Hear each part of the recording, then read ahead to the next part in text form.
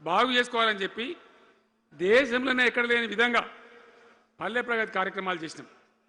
ప్రతి ఊరికి అన్నేళ్ళ తెలుగుదేశం కాంగ్రెస్ గవర్నమెంట్లు ఉంటే చచ్చిపోతే ఏడగాలేసుకోవడం జాగా కూడా చూపించలే.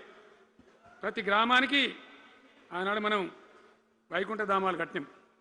ప్రతి గ్రామంలో క్రీడా ప్రాంగణాలు కట్టినాం. ప్రతి గ్రామంలో నర్సరీలు పెట్టినాం. ప్రతి గ్రామంలో పల్లె ప్రకృతి వనాలు పెట్టినాం. ప్రతి గ్రామ పంచాయతీకి ట్రాక్టర్ ఇప్పించినాం. ఆనాడు చెత్త తీసేది. ఇలా పనిచేస్తున్నాయా ట్రాక్టర్లు? ఊళ్ళలో ట్రాక్టర్లు పనిచేస్తున్నాయన్నా? మూలకు పడ్డాయి, డీజిల్ పోసే దిక్కులేదు. ఏం చేయాలి? పల్లె ప్రకృతి వనం పెడితే దాన్ని నీళ్ళు పోసే దిక్కులేదు. ఏం రోగం వచ్చింది? ఏం బాధ? డీజిల్ లేదా? ఆ తెలివి కూడా లేదా? ఆ రోజు నేను చెప్పిన ఆర్థిక శాఖ కార్యదర్శిని పిలిచి అవసరమైతే ఎమ్మెల్యేల జీతాలు బంద్ పెట్టుంది కానీ గ్రామ పంచాయతీల డబ్బులు మాత్రం విడుదల చేయండి అని చెప్పిండు. అంత టెన్షన్గా డబ్బులు పంపించేది, కార్యక్రమాలు జరిగేది, గ్రామాలు మంచిగా ఉండేది. అది నాశనం పట్టిండ్రు. మున్సిపాలిటీలు అయితే మురిక్కుపాలు అయిపోయినాయి. మరి ఏం చక్కగా ఉన్నట్టు? ఏం బాగున్నదన్నా?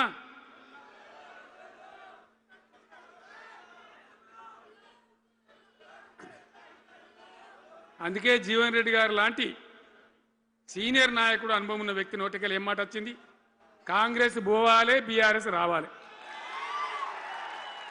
ఎందుకు వస్తుందా మాట? వటిగానే వస్తుందా? బాధ్యత లేకుండా వస్తుందా? ఏది చూసినా కూడా చక్కదనం లేకపోతే, పొద్దున్న లేతే దోపిడి తప్ప ఇంకోటి లేకపోతే ఎందుకు ఈ పరిస్థితి వస్తుంది? రాష్ట్ర ఆర్థిక పరిస్థితి నాశనం, ఉద్యోగస్తులు ఆగం, రిటైర్డ్ ఉద్యోగస్తులు ఆగం, విద్యార్థుల జీవితాలు ఆగం, ఆటో కార్మికుల జీవితాలు ఆగం. ఎవరు చక్కగా ఉన్నాడు? సంతృప్తి ఎవరున్నారు? ఏం జరుగుతూ ఉంది? ఇది ఈ రాష్ట్రంలో ఉన్న పరిస్థితి. ఇక నేను చెప్పానంటే తెల్లారదాకా చెప్పచ్చు. నేను ఒకటే మీద మనవి చేస్తా ఉన్నా, ఖచ్చితంగా మళ్ళీ ఎట్టి పరిస్థితులలో ఎవరు ఏమన్నా సరే ఖచ్చితంగా రావాలి. ఇంకా ఈ అందానికి ఒకటి బోడముండ హైడ్రాని తెచ్చిపెట్టింది.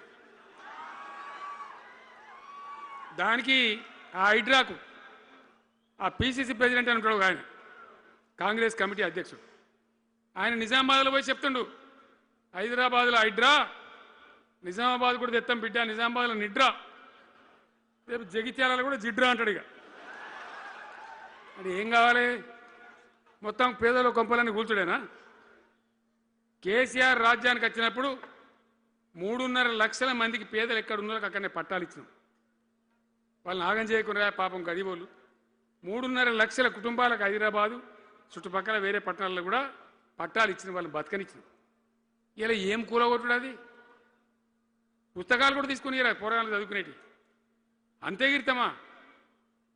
నేను ఒక్కటే మాట మనవి చేస్తా ఉన్నా, గ్యారంటీగా బీఆర్ఎస్ గవర్నమెంట్ వచ్చేది ఖాయం. మొట్టమొదటి రోజులనే ఈ ఐటాంటోని ఎత్తి అవతల వరేస్తామని చెప్పి నేను మనవి చేస్తా ఉన్నా. తీసేయన్నా దాన్ని, ఐటాన్ని తీసేయనన్నా? పక్క మాటనా? మళ్ళా మొదలు పెట్టిరా? ఇక జరాగు, 5 నిమిషాలు అది అయిపోతుంది. హైడ్రాని పీకేసి మొదటి సంతకంతోనే తీసి చెరువులో వాడేస్తాం దాన్ని. ఇప్పుడు మనం చేయలేం. 46,000 చెరువులు మంచిగా చేసినాం. ఏమన్నా గుడిసె కూడా కూలగొచ్చామా? ఇల్లు కూలగొచ్చామా? ఇదేమి ఇచ్చేంతరం నాకు అర్థం కాదు. మూసి అని దాని ఎంబడి వాడారు, దానికి ఆడ గరీబులు ఉంటారు పాపం.